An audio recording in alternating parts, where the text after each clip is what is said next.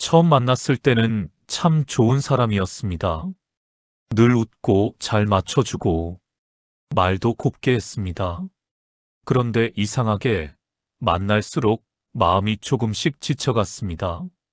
왜 그랬을까요? 상대가 나쁜 사람도 아니고 나한테 잘못한 것도 없는데 말입니다. 어느 날 이런 말을 들었습니다. 난 너한테 항상 맞춰줬잖아. 그 말을 듣는 순간 고맙기보다 마음이 무거워졌습니다. 미안한 것 같기도 하고 괜히 내가 나쁜 사람이 된 것 같고 그래서 더 말을 아끼게 됩니다. 이런 감정 낯설지 않으실 겁니다. 상대는 착한데 함께 있으면 왜인지 숨이 막히는 관계 말입니다. 이럴 때 드는 감정은 묘합니다. 상대를 탓하자니 미안하고 내 탓을 하자니 억울하고 그냥 관계를 정리하자니 또 마음이 편치 않습니다. 그래서 그냥 참게 되고 조금씩 거리를 두게 되고 결국 자연스럽게 멀어지게 됩니다. 그런데 말입니다. 사람을 힘들게 하는 건 반드시 나쁜 마음 때문만은 아닙니다.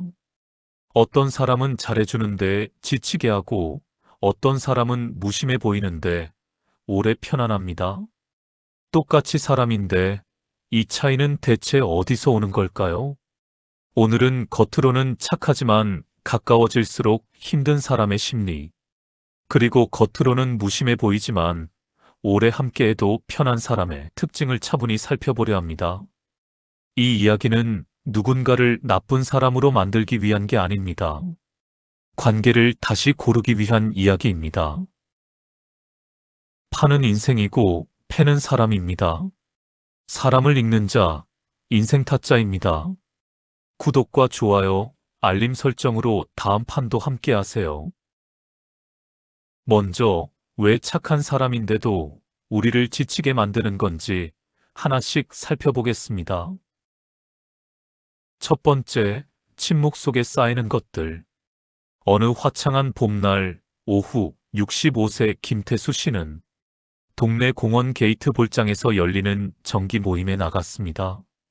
그날따라 날씨가 좋아서 모임 회원들이 평소보다 많이 모였고 운동을 마친 후 다 같이 공원 벤치에 둘러앉아 이런저런 이야기를 나누고 있었습니다. 그때 같은 모임의 윤기철 씨가 태수 씨 옆에 자리를 잡고 앉으면서 자연스럽게 대화가 시작됐습니다.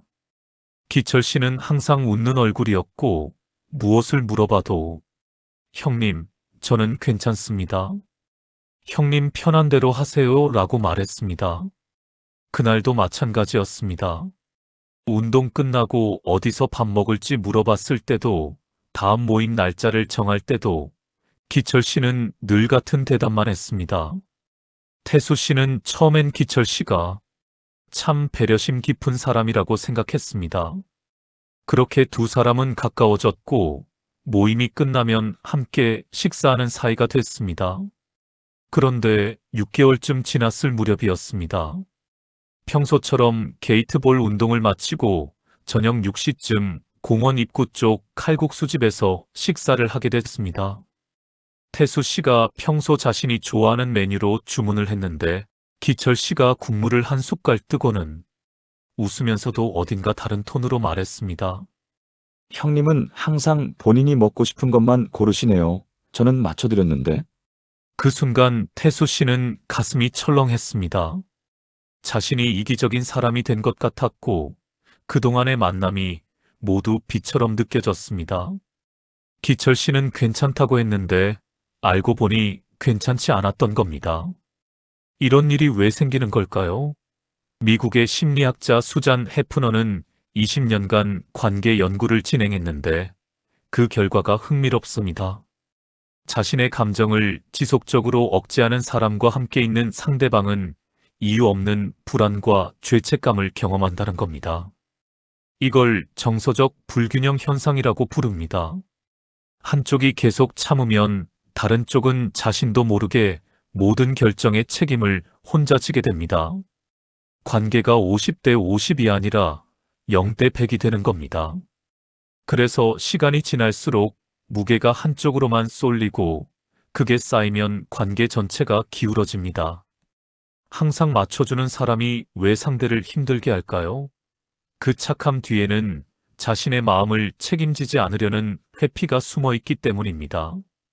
내가 편한 대로 해라는 말은 배려처럼 들리지만 실은 결정의 책임을 상대에게 넘기는 겁니다.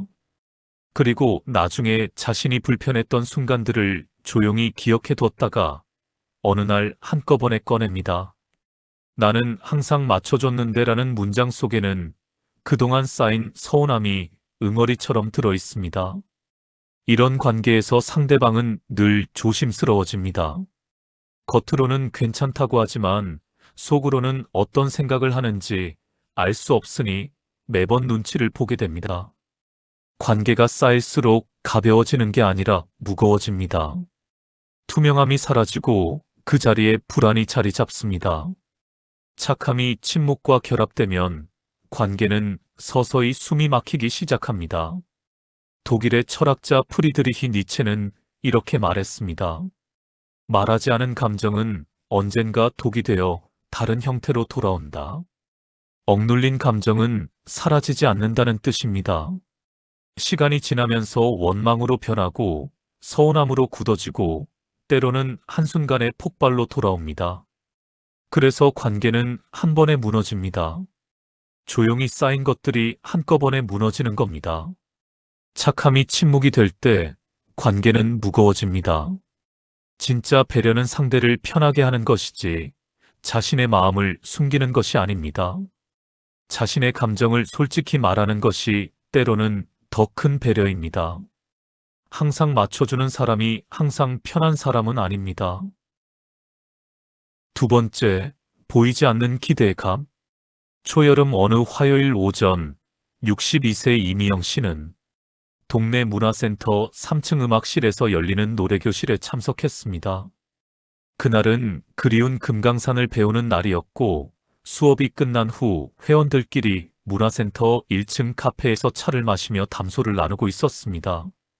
창가 쪽 자리에 앉아있던 미영 씨 옆으로 선희 씨가 아이스 커피를 들고 다가와 앉았고 그렇게 두 사람은 자연스럽게 친해지기 시작했습니다. 선희 씨는 정말 좋은 사람이었습니다. 한 달쯤 지났을 때 미영 씨가 감기에 걸려 노래교실에 못 나간다고 연락했더니 그날 오후 선희 씨가 직접 미영 씨 집 앞까지 와서 약국에서 산 종합감기약과 목캔디를 현관문 앞에 두고 갔습니다. 미영 씨 생일에는 새벽부터 손수 만든 쑥떡을 한 보자기 가득 싸서 가져왔습니다. 언니, 제가 이런 거 해드리는 거 좋아해요. 선희 씨는 환하게 웃었습니다. 미영 씨는 고마웠고 선희 씨가 참 따뜻한 사람이라고 생각했습니다. 그런데 3개월쯤 지난 어느 목요일 오후였습니다. 미영 씨가 손자 돌봐주는 날이라 오후 내내 바빴는데 선희 씨한테서 전화가 왔습니다. 문화센터 근처 마트에 같이 가서 장 좀 봐달라는 부탁이었습니다. 급한 일도 아니었고 미영 씨는 정중히 오늘은 어려울 것 같다고 다음 주에 같이 가자고 말했습니다. 전화기 너머로 잠깐 침묵이 흘렀고 선희 씨의 목소리가 조금 달라졌습니다. 아, 그래요? 언니 바쁘시면 어쩔 수 없죠. 말은 그렇게 했지만 목소리에 서운함이 묻어났습니다. 그날 이후 선희 씨의 태도가 달라졌습니다. 노래교실에서 만나도 여전히 부드럽게 인사는 했지만 예전처럼 먼저 다가오지 않았습니다. 어딘가 거리감이 생겼습니다. 그리고 일주일쯤 후 노래교실 끝나고 엘리베이터를 기다리는데 선희 씨가 조용히 말했습니다. 언니, 저는 언니한테 그렇게 안 하는데 좀 섭섭하네요. 미영 씨는 그제야 깨달았습니다. 선희 씨의 친절에는 눈에 보이지 않는 기대가 담겨 있었다는 것을요. 준 만큼 받기를 바라는 마음, 인정받고 싶은 마음이 그 착함 뒤에 숨어 있었던 겁니다. 캐나다의 심리학자 조지 레빈저는 30년 넘게 인간관계를 연구했습니다. 그가 발견한 흥미로운 패턴이 있습니다. 인정 욕구가 강한 사람일수록 관계에서 보상을 기대하는 경향이 두드러진다는 겁니다. 이들은 자신이 좋은 사람으로 보이기 위해 헌신하지만 동시에 상대방도 같은 수준으로 반응해 주기를 은연중에 바랍니다. 이걸 이미지 관리 성향이라고 부르는데 이런 관계는 시간이 지날수록 상대방에게 피로를 안겨줍니다. 왜냐하면 관계가 자연스러운 교류가 아니라 평가와 보상의 구조로 변하기 때문입니다.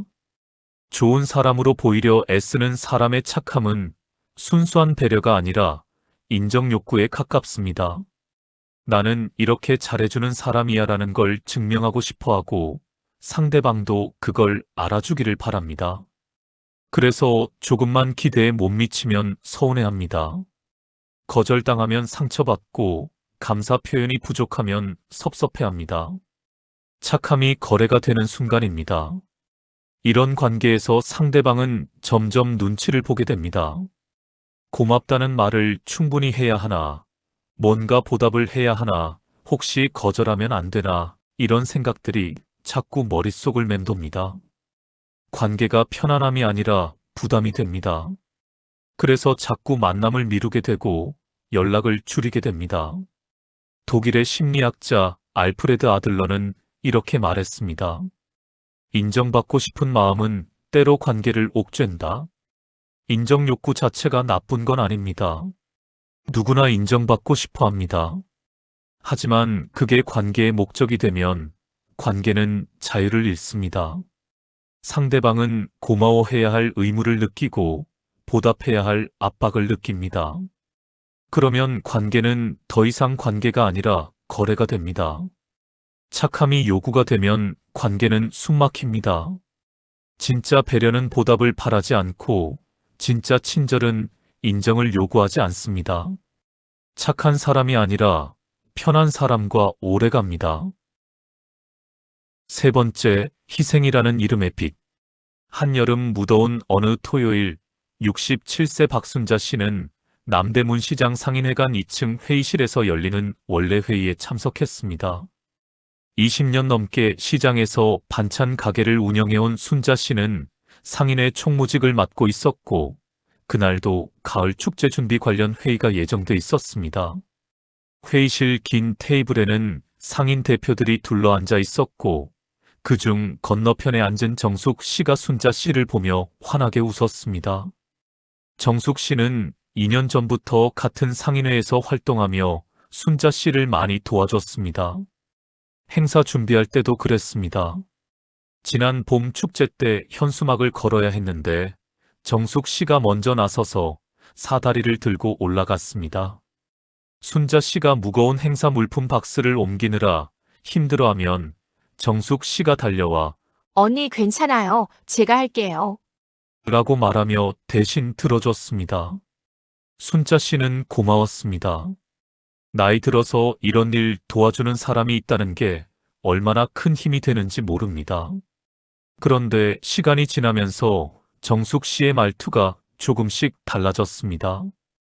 회의가 끝나고 시장 골목을 걸으며 이야기를 나누는데 정숙 씨가 웃으면서도 무게감 있게 말했습니다. 언니, 제가 언니 일 얼마나 많이 도와줬는데요. 여름 축제 준비 회의 때도 비슷한 말이 나왔습니다. 언니는 좋으시겠어요. 저처럼 고생 안 하셔도 되니까. 처음엔 농담처럼 들렸는데 점점 무게가 실렸습니다. 그리고 가을이 되어 어느 금요일 오후 정숙 씨가 순자 씨에게 부탁을 하나 했습니다. 자기 조카가 취직 준비를 하는데 순자 씨가 아는 사람 중에 소개해줄 만한 사람이 있냐는 얘기였습니다. 순자 씨로서는 좀 어려운 부탁이었습니다. 조카를 직접 만나본 것도 아니고 함부로 소개했다가 문제가 생기면 난처할 것 같았습니다. 그래서 고민하는 기색을 보였는데 정숙 씨가 시장 입구 쪽 포장마차에서 소주잔을 들며 이렇게 말했습니다. 언니, 제가 언니 위해 얼마나 했는데 이것 하나 못 들어주세요. 순자 씨는 그 순간 알았습니다. 정숙 씨의 도움은 도움이 아니라 투자였다는 것을요. 언젠가 돌려받을 걸 생각하고 쌓아둔 빚이었던 겁니다. 미국의 사회심리학자 로버트 치알디니는 호혜성의 원리를 연구했습니다. 사람은 누군가에게 받으면 돌려줘야 한다는 심리적 압박을 느낀다는 겁니다. 이건 자연스러운 겁니다. 그런데 문제는 이걸 의도적으로 이용하는 사람들이 있다는 겁니다. 먼저 베풀고 나중에 그걸 비처럼 들이밉니다. 심리학에서는 이걸 조작적 호혜성이라고 부릅니다. 희생을 강조할수록 관계는 거래가 되고 상대방은 빚진 사람이 됩니다. 희생을 무기로 사용하는 사람의 착함은 배려가 아니라 보상 심리를 품고 있습니다. 내가 이렇게까지 했는데라는 말 속에는 너도 이만큼은 해줘야지라는 기대가 숨어 있습니다. 그래서 상대가 그 기대를 채워주지 못하면 서운해하고 때로는 분노합니다. 관계가 주고받는 균형이 아니라 갚아야 할 빚이 됩니다. 이런 관계에서 상대방은 점점 자유를 잃습니다. 어떠한 것이든 거절할 수가 없습니다. 거절하면 은혜를 모르는 사람이 되니까요. 그래서 하기 싫은 일도 하게 되고 원하지 않는 만남도 이어가게 됩니다. 관계가 감옥이 됩니다. 따뜻한 감옥이지만 여전히 감옥입니다. 러시아의 작가 레프 톨스토이는 이렇게 말했습니다. 희생이 계산이 되는 순간 사랑은 끝난다. 진짜 사랑과 진짜 배려는 계산하지 않는다는 뜻입니다. 얼마 줬는지 세지 않고 언제 돌려받을지 기대하지 않습니다. 그냥 주고 싶어서 주고 도와주고 싶어서 돕습니다. 그게 관계를 가볍게 만들고 자유롭게 만듭니다. 진짜 배려는 내세우지 않습니다. 희생을 말하는 순간 그건 이미 희생이 아닙니다. 네 번째, 감정의 짐을 넘기는 법. 늦가을 어느 수요일 63세 최영수 씨는 동네 구민체육센터 지하 1층 탁구장에서 열리는 동호회 모임에 참석했습니다. 일주일에 2번씩 모이는 이 모임은 영수 씨에게 소중한 취미 생활이었고, 운동 후 탁구장 한쪽 벤치에 앉아 회원들과 담소를 나누는 시간도 즐거웠습니다. 그날도 운동을 마치고 수건으로 땀을 닦으며 벤치에 앉아 있는데 동철 씨가 생수병을 들고 옆자리에 앉았습니다. 동철 씨는 탁구 실력도 좋고 사람도 좋았습니다. 영수 씨보다 3살 어렸지만 형님처럼 잘 따랐고 두 사람은 자연스럽게 친해졌습니다. 그런데 한 가지 이상한 점이 있었습니다. 동철 씨는 자주 우울해했고 그럴 때마다 영수 씨에게 전화를 했습니다. 처음에는 한 달에 한두 번 정도였습니다. 밤 10시쯤 전화벨이 울리고 수화기 너머로 동철 씨의 축 늘어진 목소리가 들렸습니다. 형님, 요즘 너무 힘들어요. 형님이랑 얘기하면 좀 나아질 것 같아서요. 처음엔 친구가 힘들다니까 당연히 들어줘야 하겠다 싶었습니다. 영수 씨는 따뜻한 말로 위로해줬고 동철 씨는 고맙다며 전화를 끊었습니다. 그런데 점점 그 빈도가 잦아졌습니다. 일주일에 한 번, 그 다음엔 사흘에 한 번, 겨울이 되자 거의 매일 밤 전화가 왔습니다. 한 번 통화하면 1시간은 기본이었습니다. 동철 씨는 자기 얘기를 쏟아냈고 영수 씨는 듣고 또 들어줬습니다. 어느 목요일 밤 11시가 넘어서도 전화가 이어지자 영수 씨가 피곤해서 조심스럽게 말했습니다. 동철아, 형이 좀 피곤해서 그런데 오늘은 이만 끊자. 그러자 동철 씨가 낮게 말했습니다. 형님만 믿고 전화한 건데 저 혼자 감당이 안 돼요. 영수 씨는 점점 지쳐갔습니다. 동철 씨의 기분이 자꾸 신경 쓰였고 저녁만 되면 전화 올까봐 불안했습니다. 전화를 안 받으면 괜히 미안했고 받으면 받는 대로 힘들었습니다. 자신의 감정은 돌볼 겨를이 없었습니다. 동철 씨의 감정만 계속 챙겨야 했습니다. 영국의 정신분석학자 도널드 위니캇은 정서적 의존이라는 개념을 제시했습니다. 어떤 사람은 자신의 감정을 스스로 조절하지 못하고 다른 사람에게 의지해서 해결하려 한다는 겁니다. 혼자 있으면 불안하고 누군가 옆에 있어야 안정됩니다. 그래서 끊임없이 상대방을 필요로 하고 상대방이 자신의 감정을 책임져 주길 바랍니다. 이런 관계가 지속되면 관계 소진이 일어납니다. 한쪽은 계속 주고 한쪽은 계속 받기만 하니까 균형이 깨집니다.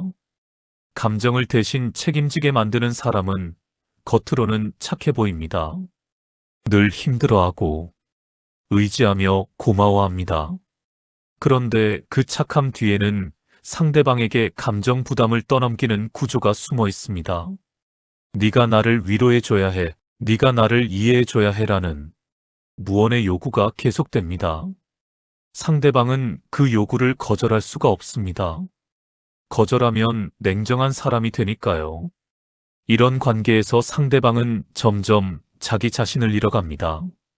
상대의 감정에만 집중하다 보니 자신의 감정은 뒤로 밀립니다.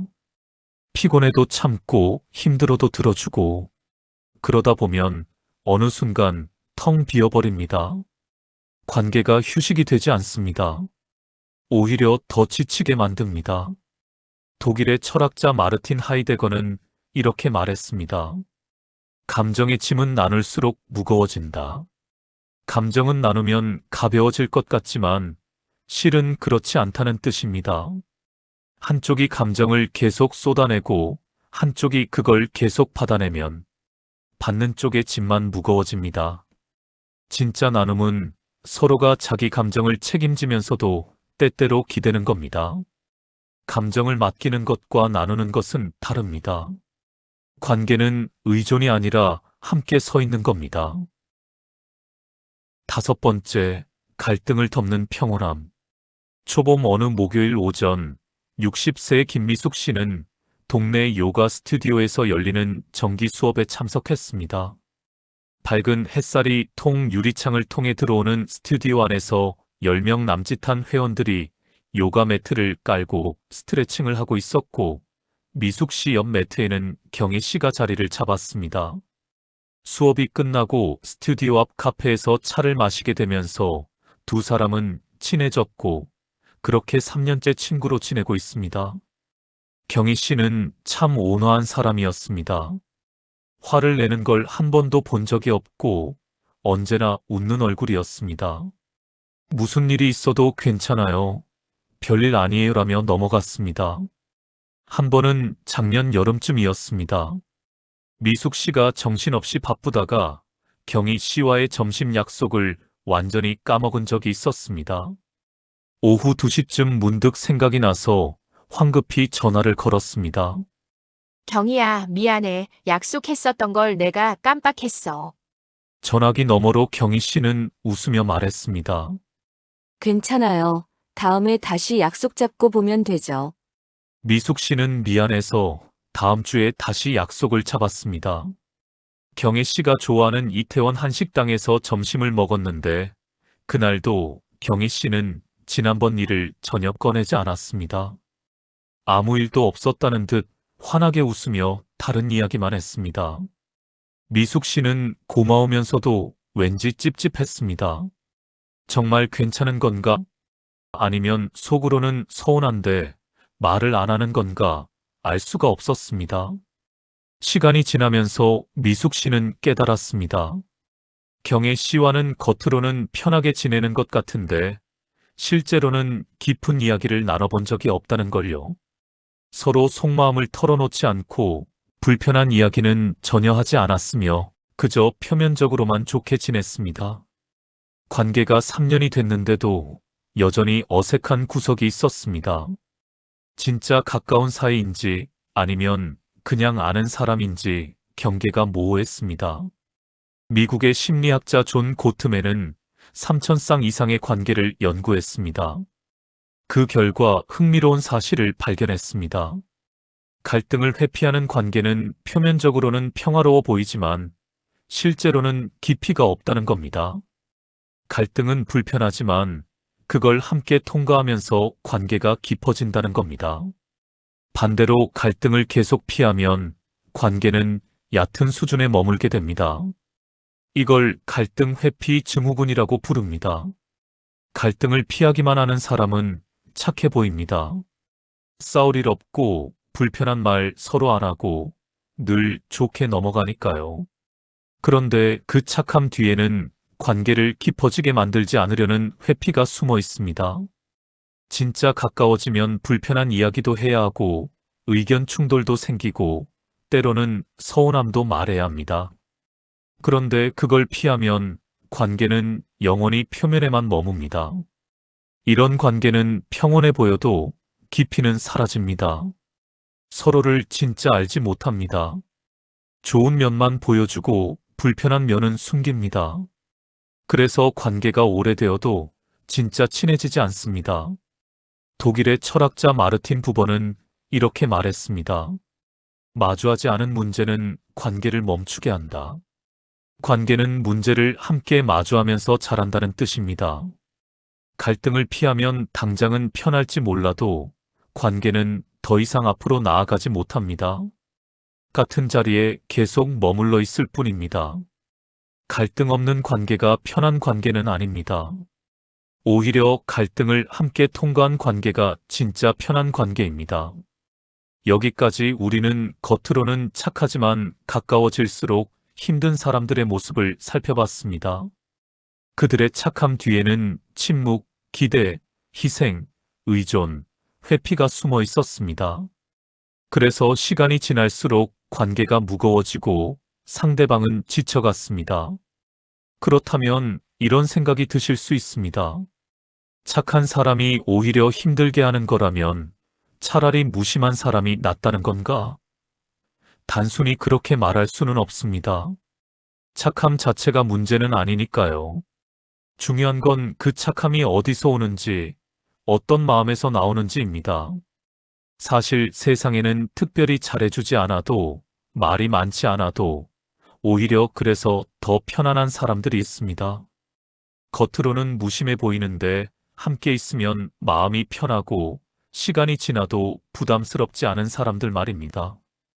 이들은 대체 무엇이 다른 걸까요? 왜 이들과는 오래 함께해도 지치지 않는 걸까요? 이제부터는 그런 사람들의 이야기를 해보려 합니다. 화려하게 잘해주지 않고 늘 먼저 다가오지 않는 사람. 그렇지만 함께 있으면 편안한 사람들의 특징을 하나씩 들여다보겠습니다. 첫 번째, 적당한 거리의 온기. 이른 가을 어느 일요일 아침 68세 강철민 씨는 북한산 입구 주차장에서 열리는 등산 모임에 나갔습니다. 단풍이 막 물들기 시작한 산길을 따라 20명 남짓한 회원들이 줄지어 걷고 있었고 철민 씨는 중간쯤 속도로 천천히 올라가고 있었습니다.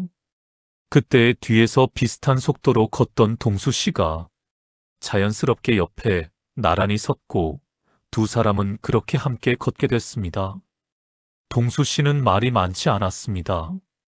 등산하면서도 혼자 조용히 걷고 중간중간 쉴 때도 먼저 말을 걸지 않았습니다. 바위에 앉아 물을 마시고 주변 풍경을 가만히 바라보고 그게 전부였습니다. 철민 씨는 처음엔 동수 씨가 무뚝뚝한 사람인 줄 알았습니다. 그런데 시간이 지나면서 몇 달 동안 같은 등산 모임에서 만나다 보니 철민 씨는 이상한 걸 느꼈습니다. 동수 씨와 함께 있으면 편했습니다. 억지로 대화를 이어갈 필요도 없고 분위기를 맞출 필요도 없었습니다. 그냥 같이 걷고 같이 쉬고 그게 전부였습니다. 말은 적었지만 필요할 때는 꼭 옆에 있었습니다. 한 번은 겨울 초입이었습니다. 하산길에서 철민 씨가 경사진 바위길을 내려오다 미끄러져 무릎을 삐끗했습니다. 순간 아하는 소리가 나왔고 철민 씨는 그 자리에 주저앉았습니다. 앞서 가던 회원들은 몰랐는데 조금 뒤에 오던 동수 씨가 조용히 다가와 철민 씨를 부축해줬습니다. 괜찮으세요? 짧은 말 한마디와 함께 철민 씨의 팔을 잡아 천천히 일으켜 세웠고 하산이 끝날 때까지 옆에서 천천히 함께 걸어줬습니다. 말은 거의 없었지만 그 존재 자체가 든든했습니다. 철민 씨는 그날 깨달았습니다. 동수 씨는 무심한 게 아니라 그냥 감정을 과장하지 않는 사람이라는 걸요. 필요 이상으로 친절하지도 않고 필요 이상으로 말을 많이 하지도 않았습니다.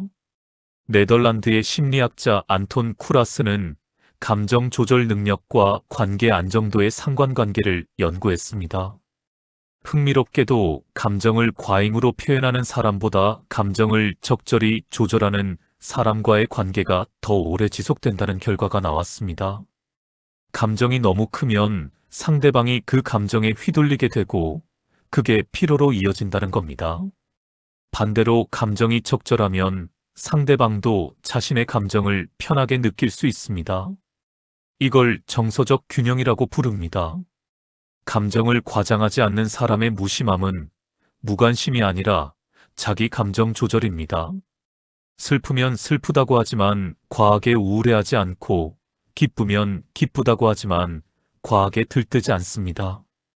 감정이 있되 그 감정에 자신이 압도되지 않습니다. 그래서 상대방도 편합니다. 감정을 맞춰줘야 할 부담이 없으니까요. 이런 관계에서는 억지가 없습니다. 말을 안 해도 어색하지 않고 연락을 자주 안 해도 서운하지 않습니다. 만나면 반갑고 안 만나면 그대로 괜찮습니다. 관계가 부담이 아니라 쉼이 됩니다. 그래서 오래 있어도 편합니다. 고대 그리스의 스토아 철학자들은 이렇게 말했습니다. 절제는 관계의 평온을 만든다. 감정을 절제한다는 건 감정이 없다는 뜻이 아닙니다. 감정을 있는 그대로 느끼되 그걸 적절하게 표현한다는 뜻입니다. 그러면 관계가 평온해집니다. 과하지도 부족하지도 않은 딱 적당한 온기가 생깁니다. 감정이 적당할 때 관계는 오래갑니다. 뜨겁지 않아도 따뜻한 관계가 있습니다. 두 번째, 경계라는 배려. 한여름 무더운 어느 화요일 오후 65세 윤미숙 씨는 동네 실내 수영장에서 열리는 수중 에어로빅 수업에 참석했습니다. 시원한 물속에서 음악에 맞춰 몸을 움직이고 나니 더위가 한결 누그러졌고 수업이 끝난 후 탈의실에서 옷을 갈아입으며 옆 라커를 쓰던 수진 씨와 인사를 나누게 됐습니다. 그렇게 자연스럽게 친해져서 수업 후 수영장 앞 카페에서 차를 마시는 사이가 됐습니다. 수진 씨는 친절했지만 선이 분명한 사람이었습니다. 한 번은 가을쯤이었습니다. 미숙 씨가 수진 씨에게 개인적인 부탁을 하나 했습니다. 수진 씨가 차를 가지고 다니는 걸 알고 있었는데 마침 미숙 씨가 병원에 갈 일이 있어서 함께 태워다 줄 수 있냐고 물었습니다. 그런데 수진 씨는 잠시 생각하더니 정중하게 거절했습니다. 미숙 씨, 미안한데 그건 제가 도와드리기 어려울 것 같아요. 제가 그날 오후에 다른 약속이 있어서요. 그리고 솔직히 말씀드리면 운전해서 누구를 태우는 게 좀 부담이 돼서요. 미숙 씨는 처음엔 당황했습니다. 다른 사람들은 대부분 네네, 제가 태워다 드릴게요라고 했는데 수진 씨는 달랐습니다. 그렇게 솔직하게 거절당한 건 처음이었습니다. 순간 서운한 마음도 들었지만 이상하게도 시간이 지나면서 미숙 씨는 오히려 수진 씨가 편하게 느껴졌습니다. 왜냐하면 수진 씨는 거절할 때 분명하게 말해주니까 부탁할 때도 마음이 편했습니다. 거절당해도 서운하지 않았습니다. 이 사람은 안 되면 안 된다고 말하는 사람이구나 하고 이해하게 됐습니다. 그리고 수진 씨는 할 수 있는 일과 없는 일을 명확히 구분했습니다. 할 수 있는 일은 기꺼이 도와줬고 없는 일은 처음부터 말했습니다. 그래서 관계가 깔끔했습니다. 미국의 심리학자 브레네 브라운은 경계와 신뢰에 대해 오랫동안 연구했습니다. 놀랍게도 경계가 분명한 사람일수록 신뢰도가 높다는 결과가 나왔습니다. 왜냐하면 경계가 분명하면 예측이 가능하기 때문입니다. 이 사람이 무엇을 할 수 있고 무엇을 할 수 없는지 알 수 있으니까요. 반대로 경계가 모호하면 상대방은 불안해집니다. 이 사람이 지금 진심으로 도와주는 건지 억지로 하는 건지 알 수가 없으니까요. 이걸 경계의 명료성이라고 부릅니다. 선을 분명히 지키는 사람은 무심해 보이지만 실은 관계에 책임을 집니다. 할 수 없는 일을 억지로 맡아서 나중에 못하는 것보다 처음부터 안 된다고 말하는 게 더 책임 있는 태도입니다.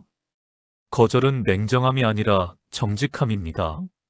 자신의 한계를 인정하고 그걸 상대에게 솔직하게 말하는 겁니다.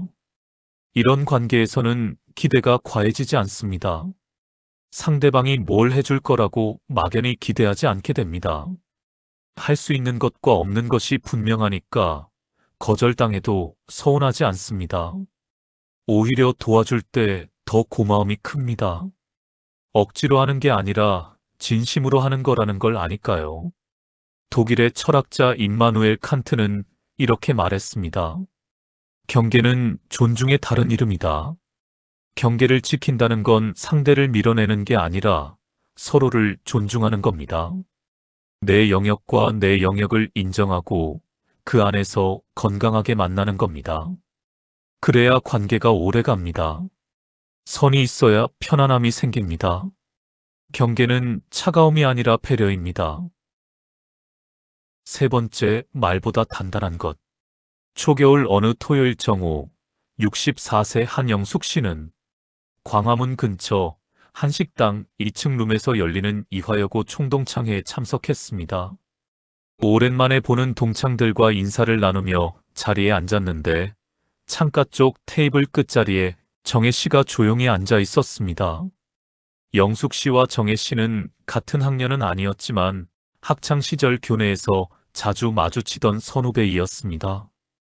식사를 하며 이런저런 근황을 나누다 보니 두 사람 모두 같은 동네에 살고 있다는 걸 알게 됐고 그날 이후로 가끔 연락하며 지내게 됐습니다. 연락은 자주 하는 편은 아니었습니다. 한 달에 한두 번 정도 짧은 문자가 오는 게 전부였습니다. 언니, 날씨 좋네요. 건강하세요. 이 정도의 간단한 안부만 주고받았습니다. 그런데 작년 봄이었습니다. 영숙 씨가 갑자기 심한 감기에 걸려 병원에 입원하게 됐습니다. 입원 사실을 아는 사람이 많지 않았는데 정혜 씨가 어떻게 알았는지 병원으로 찾아왔습니다. 말없이 병실에 들어와 침대 옆 의자에 앉았고 영숙 씨가 어떻게 알고 왔어? 라고 묻자 그냥요라고만 답했습니다. 긴 위로의 말 대신 조용히 옆에 앉아 있어 줬습니다. 영숙 씨가 힘들어하면 물을 따라주고 베개를 고쳐주고 그랬습니다. 괜찮아질 거야 같은 말 대신 그냥 같이 있어 줬습니다. 영숙 씨가 퇴원하고 나서도 정혜 씨는 일주일에 한 번씩 영숙 씨 집에 들렀습니다.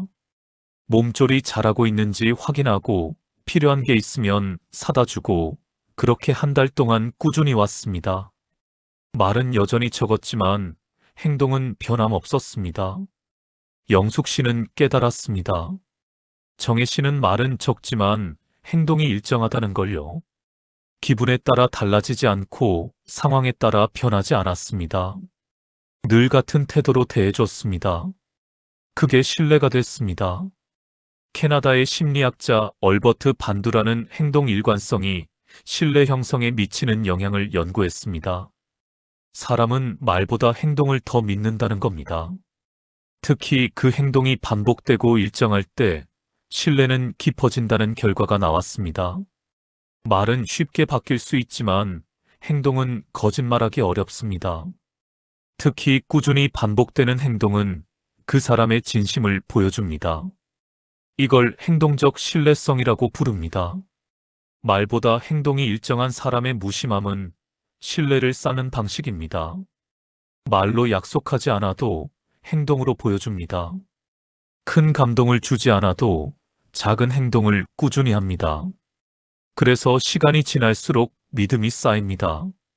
이 사람은 변하지 않는다는 믿음이요. 이런 관계에서는 긴장이 없습니다. 오늘은 기분이 좋아서 잘해주고 내일은 안 그럴까 걱정하지 않아도 됩니다. 항상 비슷합니다. 예측 가능합니다. 그래서 마음이 편합니다. 함께 있어도 긴장할 필요가 없습니다. 고대 그리스의 철학자 아리스토텔레스는 이렇게 말했습니다. 사람은 말이 아니라 반복되는 행동으로 기억된다. 한 번의 친절보다 100번의 일관성이 더 중요하다는 뜻입니다. 사람들은 화려한 말이 아니라 변하지 않는 태도를 기억합니다. 편한 관계는 예측 가능한 관계입니다. 말보다 행동이, 약속보다 반복이 더 단단합니다. 오늘 우리는 두 가지 유형의 사람을 살펴봤습니다.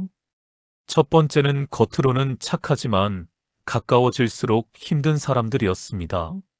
항상 맞춰주지만 마음은 숨기는 사람, 좋은 사람으로 보이려 애쓰는 사람, 희생을 무기로 사용하는 사람, 감정을 대신 책임지게 만드는 사람, 갈등을 피하기만 하는 사람. 이들의 공통점은 착함 뒤에 무언가를 숨기고 있다는 겁니다. 자신의 감정, 기대, 요구, 불안을 상대에게 조용히 떠넘깁니다. 그래서 관계가 점점 무거워집니다. 두 번째는 겉으로는 무심하지만 오래 함께해도 편한 사람들이었습니다. 감정을 과장하지 않는 사람, 선을 분명히 지키는 사람, 말보다 행동이 일정한 사람. 이들의 공통점은 자기 자신을 책임진다는 겁니다. 자신의 감정을 조절하고 자신의 한계를 인정하고 자신의 말과 행동을 일치시킵니다. 그래서 상대방이 편합니다. 결국 관계를 힘들게 하는 건 나쁜 마음이 아니라 과잉된 배려입니다. 관계를 편하게 만드는 건 무심함이 아니라 절제된 관계입니다. 나이가 들수록 우리는 깨닫게 됩니다. 누가 더 잘해주느냐보다 누구와 함께 있을 때 내가 편한지가 더 중요하다는 걸요. 착한 사람보다 편한 사람과 오래 가십시오. 말이 많은 사람보다 행동이 일정한 사람을 가까이 하십시오. 감정이 큰 사람보다 마음이 단단한 사람을 기억하십시오.